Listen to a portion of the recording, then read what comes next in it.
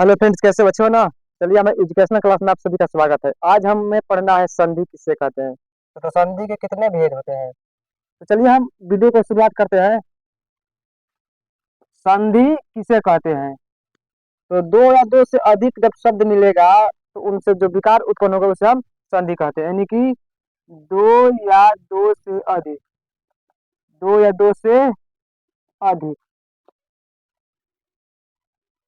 शब्दों के मेल से जो विकार उत्पन्न होता है, शब्दों के मेल से जो विकार उत्पन्न यानी कि निर्माण होता है उसे संधि कहते हैं। उत्पन्न होता है उसे संधि कहते हैं। ये तो हमारा संधि हो गया। यानी कि ये तो हमारा संधि हो गया, दो या दो से अधिक शब्दों के मेल से जो विकार उत्पन्न होते हैं उसे संधि कहते हैं। अब संधि का जैसे में मान लीजिए, जैसे में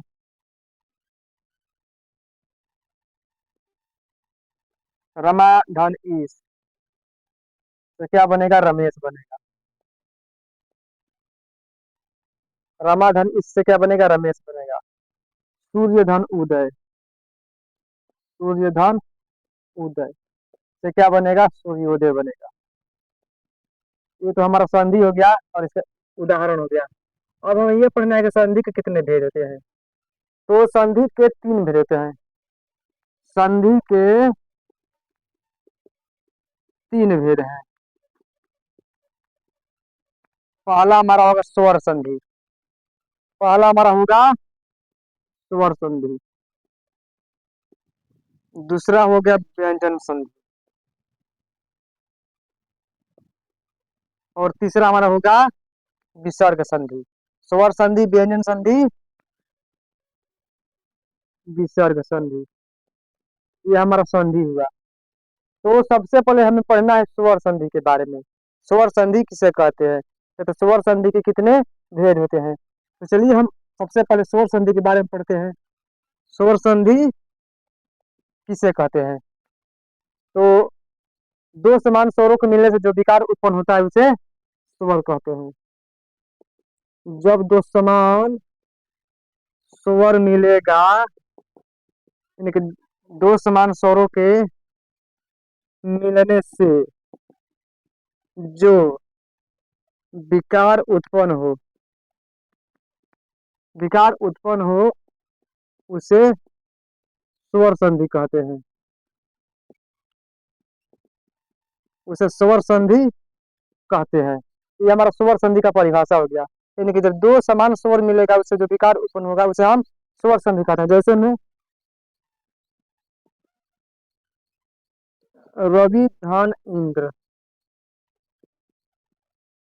यहाँ पर दो समान स्वर कहाँ कहाँ बन रहा है तो इसके बारे में हम बातें करते हैं।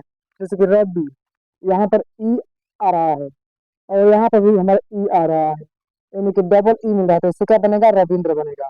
क्या हमारा बनेगा, तो रविंद्र। यानी कि छोटी ई जब दोनों मिलेगा तो क्या यहाँ पर बन जाएगा, बड़ी ई बन जाएगा। यानी कि दो छोटी ई मिला तो क्या बना, यहाँ बड़ी ई बनेगा। यानी कि हर साइड दो जब जुड़ा तो क्या बना, दीर्घ ई बना। तो यहाँ पर हमारा क्या होगा, रविंद्र हो जाएगा, रविंद्र। ये हमारा हुआ स्वर संधि। अब स्वर संधि के कितने भेद होते हैं इसके बारे में हम लोग जानकारी लेते हैं। तो स्वर संधि के पांच भेद होते हैं। स्वर संधि के पांच भेद हैं। स्वर संधि कितने भेद हैं, तो स्वर संधि के पांच भेद हैं। पहला हमारा होगा दीर्घ संधि। पहला हमारा होगा दीर्घ संधि। दूसरा हमारा होगा गुण संधि, गुण संधि। तीसरा हमारा क्या होगा, वृद्धि संधि। चौथा हमारा क्या होगा, यह संधि। और पांचवा अयादि संधि। तो ये हमारा हुआ स्वर संधि का पांच भेद।